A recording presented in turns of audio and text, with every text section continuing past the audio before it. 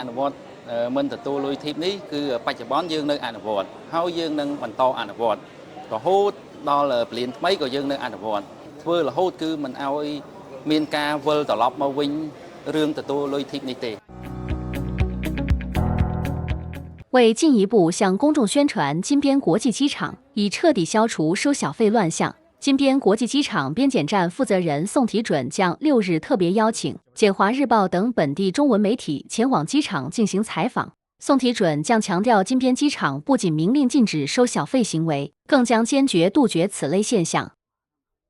ពាក់ព័ន្ធនឹងយុទ្ធសាស្ត្ររបស់យើងគឺទី1យើងមាន stand board ដាក់សម្រាប់ឲ្យភៀវមើលតាំងពីក្រោមរហូតដល់លើរហូតដល់បញ្ចោយើងខាងមុខខាងក្រោយទី2គឺយើងបានផ្សព្វផ្សាយទៅ airline ដើម្បីឲ្យគាត់សហការផ្សព្វផ្សាយទៅភៀវទាំងអស់ឲ្យដឹងពីគោលការណ៍របស់យើងគឺយើងមិនទទួលលុយធីបទេទី3អប់រំមន្ត្រីយើងជាប្រចាំ នៅលើតាម counter គឺមិនអនុញ្ញាតឲ្យទទួលលុយធីបពីភៀវដាច់ខាតទី4គឺយើងមានក្រុមការងារទទួលពាក្យបណ្ដឹងគឺតាមរយៈ Facebook page តាមរយៈប្រអប់សម្បត្តិហើយនឹងបើភៀវគាត់បណ្ដឹងភ្លាមក៏យើងមានដំណោះស្រាយជូនភៀវភ្លាមដែរចំណុចទី5គឺយើងមានសរុបជារបាយការណ៍ប្រចាំថ្ងៃ តាំងវេនចេញតាំងវេនចូលយើងឃើញថាតាំងពីការអនុវត្តមកគឺមានការថយចុះសឹងតែមិនមានអ្នកដាក់លុយធីបក្នុង passport វិធានការដែរគឺយើងមានកាមេរ៉ាសុវត្ថិភាពនៅខាងលើ counter ដើម្បីតាមដានមើលពួកគាត់ជាប្រចាំកាលណាបើយើងរកឃើញថាមន្ត្រីហ្នឹងគាត់ហ៊ានទទួលលុយធីបគឺយើងអនុវត្តវិន័យដ៏តឹងរ៉ឹងបំផុត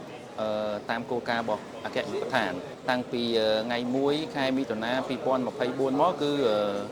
យើងបានដាក់វិន័យដល់មន្ត្រីយើង3រូបមកហើយក្រោយពីដាក់វិន័យហ្នឹងគឺយើងឃើញថាមន្ត្រីយើងគឺគាត់មិនទទួលទៀតឡើយគឺគាត់ខ្លាចរអានឹងការអនុវត្តវិន័យដ៏តឹងរ៉ឹងរបស់ថ្នាក់ដឹកនាំហើយពីយើងអនុវត្តការមិនទទួលលុយធីបនេះបាទបើចំពោះភ្ញៀវទេសចរអន្តរជាតិជាពិសេសគឺភ្ញៀវចិនគឺគាត់បានសាទរយើងខ្លាំងមែនតើ រហូតដល់មានគាត់បង្ហោះដល់ Facebook គាត់បង្ហោះ TikTok ហើយនឹងសារព័ត៌មានមួយចំនួនក៏គាត់បានផ្សព្វផ្សាយពីពាក់ព័ន្ធនឹងអាកាសយានដ្ឋានអន្តរជាតិភ្នំពេញយើងគឺមិនទទួលលុយធីបនេះឯងបាទបានលើកស្ទួយដល់មុខមាត់ប្រទេសជាតិក៏បានរុញឲ្យទេសចរយើងមកលេងប្រទេសកម្ពុជាកាន់តែច្រើន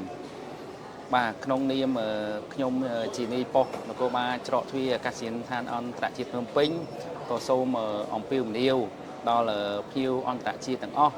ឲ្យមកលេងប្រទេសកម្ពុជាឲ្យបានកាន់តែច្រើនជាពិសេសគឺដើម្បីឲ្យមកមើលថាពលានយន្តហោះរបស់យើងពិតជាមិនទទួលលុយធីបមែនឬក៏អត់ 众多游客对金边机场执行禁止收小费措施表示支持，并希望这些严格规定能够长期持续，让更多国际游客感受到柬埔寨的热情好客。现在没有收小费的情况了。1、2年前来柬埔寨第一次的时候，他就收小费，但是后来他们整治以后就不收小费了。的确，这个整个营商环境啊，就是对我们这个出行的方便、便利度都有很大的提升。